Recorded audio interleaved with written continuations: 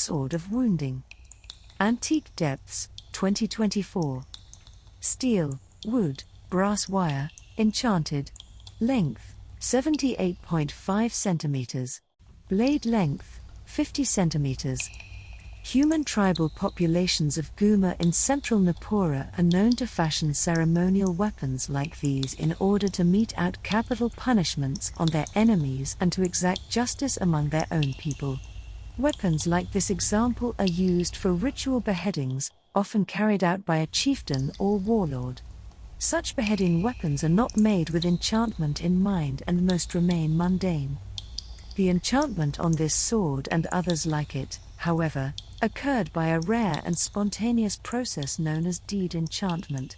This type of enchantment differs from conventional techniques which involve the workings of binding runes, utterances of words of power, ritual preparation, cleansing practices, and so on, in order to compel magic forces to take hold within an object or location.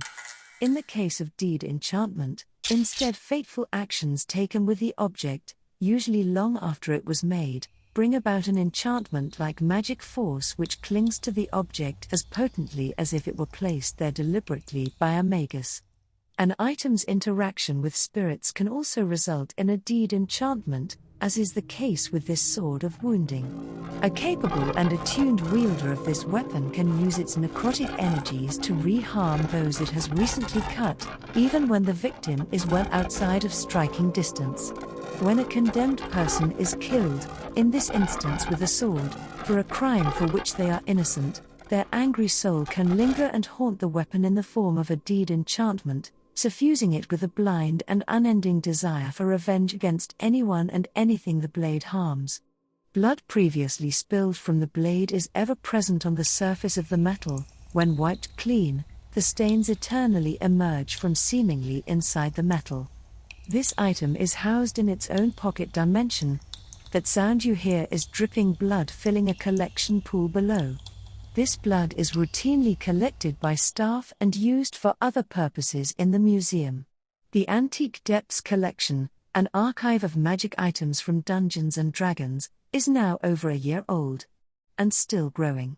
All the magic items from the 5th edition Dungeon Master's Guide are to receive the same treatment seen in this video. There are still many wondrous items ahead.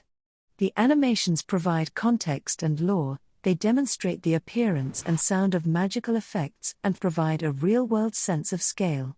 If you sign up now at patreon.com/antiquedepths, not only will you gain access to these PDFs for printout and mobile display at your game table, you also can vote on which item is next to be animated.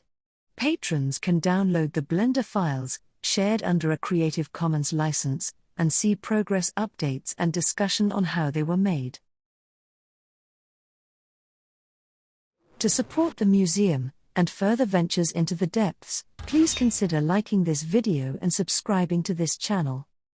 Each model in the archive is also available for $5 on Gumroad, even for non-patrons. Links are in the description of this video.